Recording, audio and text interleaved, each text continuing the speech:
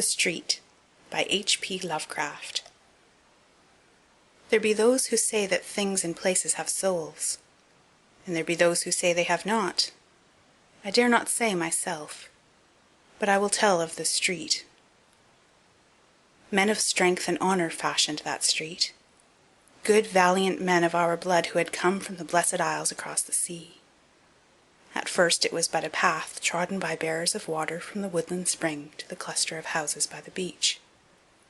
Then, as more men came to the growing cluster of houses, and looked about for places to dwell, they built cabins along the north side, cabins of stout oaken logs with masonry on the side toward the forest, for many Indians lurked there with fire arrows.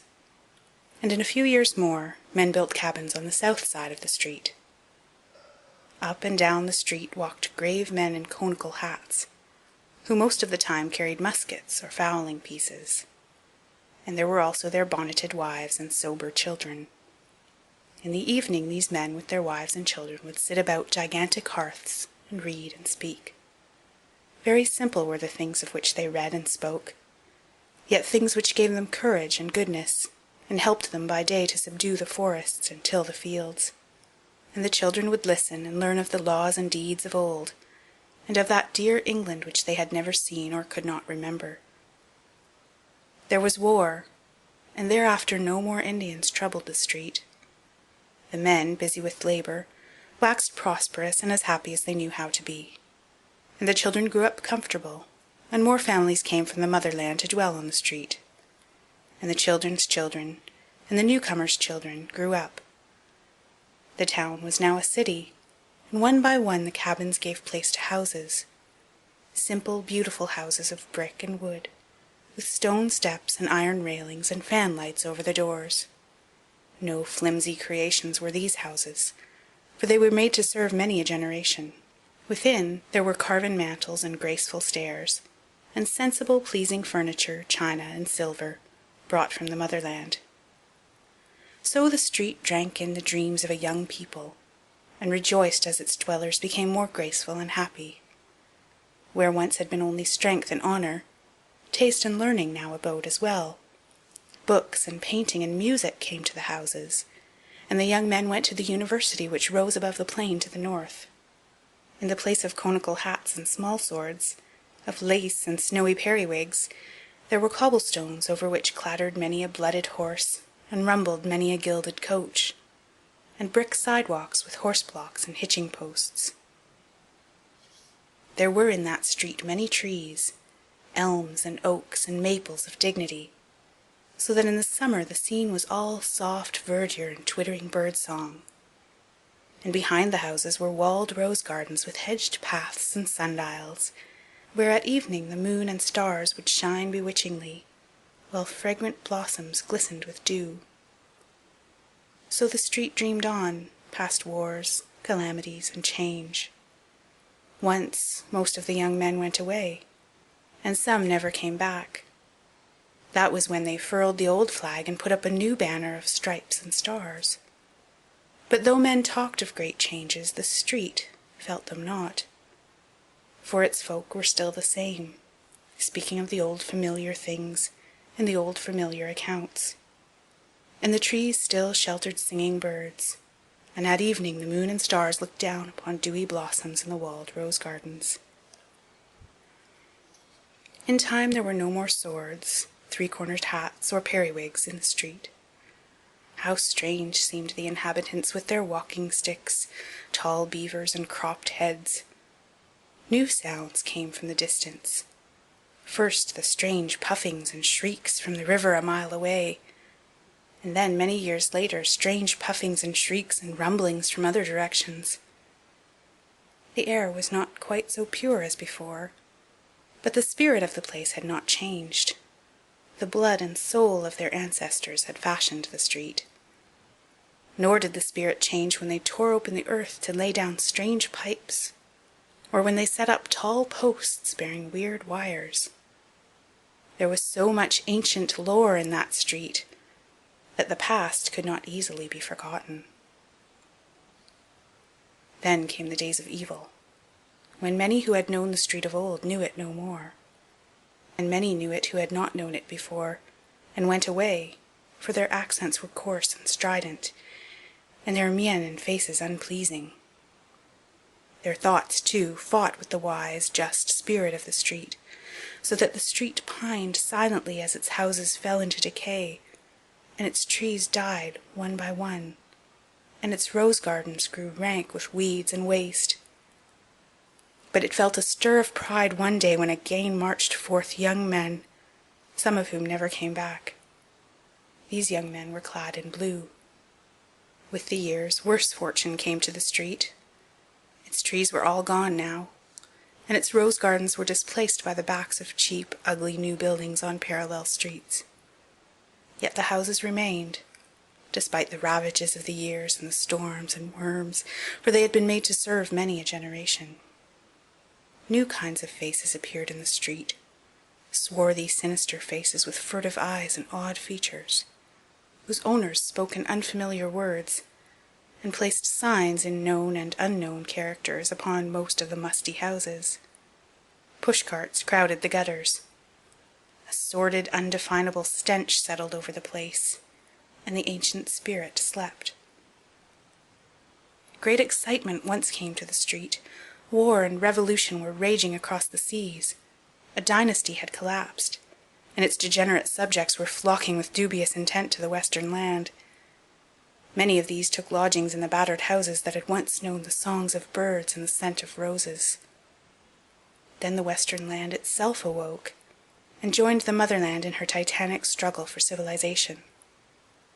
Over the cities once more floated the old flag, companioned by the new flag, and by a plainer yet glorious tricolour. But not many flags floated over the street, for therein brooded only fear and hatred and ignorance. Again young men went forth, but not quite as did the young men of those other days. Something was lacking, and the sons of those young men of other days, who did indeed go forth in olive drab with the true spirit of their ancestors, went from distant places, and knew not the street and its ancient spirit. Over the seas there was a great victory, and in triumph most of the young men returned. Those who had lacked something lacked it no longer.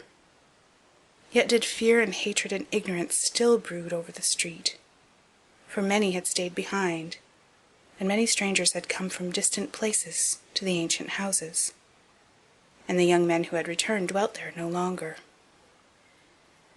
Swarthy and sinister were most of the strangers, yet among them one might find a few faces like those who fashioned the street and moulded its spirit. Like and yet unlike, for there was in the eyes of all a weird, unhealthy glitter as of greed, ambition, vindictiveness, or misguided zeal. Unrest and treason were abroad amongst an evil few who plotted to strike the western land its death blow, that they might mount to power over its ruins, even as assassins had mounted in that unhappy frozen land from whence most of them had come. And the heart of that plotting was in the street, whose crumbling houses teemed with alien markers of discord, and echoed with the plans and speeches of those who yearned for the appointed day of blood, flame, and crime. Of the various odd assemblages in the street, the law said much but could prove little.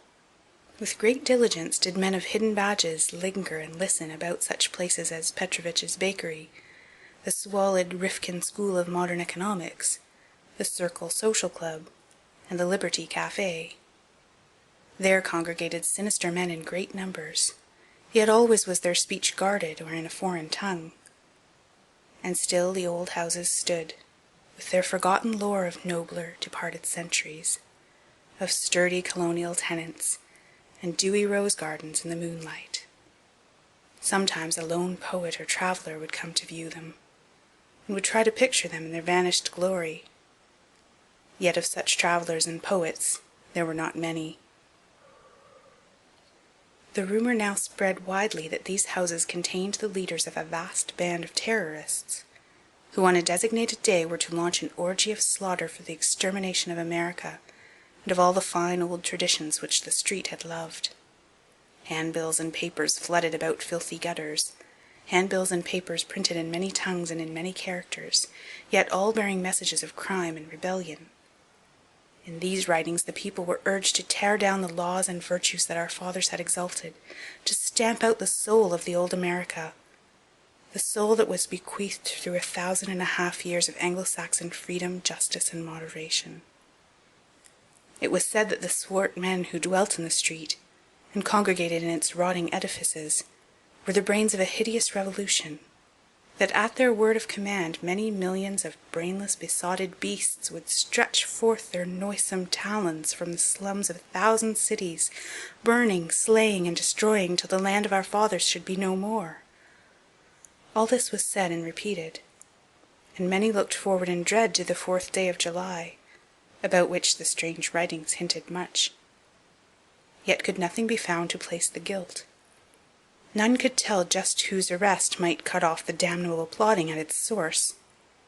Many times came bands of blue-coated police to search the shaky houses, though at last they ceased to come. For they too had grown tired of law and order, and had abandoned all the city to its fate. Then men in olive drab came, bearing muskets, till it seemed as if in its sad sleep the street must have had some haunting dreams of those other days, when musket-bearing men in conical hats walked along it from the woodland spring to the cluster of houses by the beach. Yet could no act be performed to check the impending cataclysm, for the swart, sinister men were old and cunning.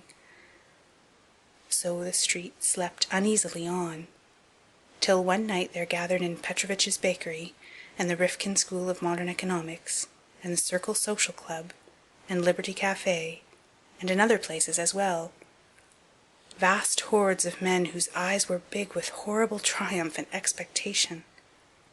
Over hidden wires, strange messages travelled, and much was said of still stranger messages yet to travel. But most of this was not guessed till afterward, when the western land was safe from the peril. The men in olive drab could not tell what was happening, or what they ought to do, for the swart, sinister men were skilled in subtlety and concealment. And yet the men in olive drab will always remember that night, and will speak of the street as they tell it to their grandchildren, for many of them were sent there toward morning on a mission unlike that which they had expected. It was known that this nest of anarchy was old, and that the houses were tottering from the ravages of the years and the storms and the worms. Yet was the happening of that summer night a surprise because of its very queer uniformity. It was indeed an exceedingly singular happening, though after all a simple one. For without warning, in one of the small hours beyond midnight, all the ravages of the years and the storms and the worms came to a tremendous climax. And after the crash there was nothing left standing in the street, save 2 ancient chimneys and part of a stout brick wall. Nor did anything that had been alive come alive from the ruins. A poet and traveller, who came with the mighty crowd that sought the scene, tell odd stories. The poet says that all through the hours before dawn he beheld sordid ruins indistinctly in the glare of the arc lights, that there loomed above the wreckage another picture, wherein he could describe moonlight and fair houses, and elms and oaks and maples of dignity. And the traveller declares that instead of the place's wonted stench, there lingered a delicate fragrance as of roses in full bloom. But are not the dreams of poets and the tales of travellers notoriously false? There be those who say that things and places have souls, and there be those who say they have not. I dare not say myself, but I have told you of the street. End of The Street.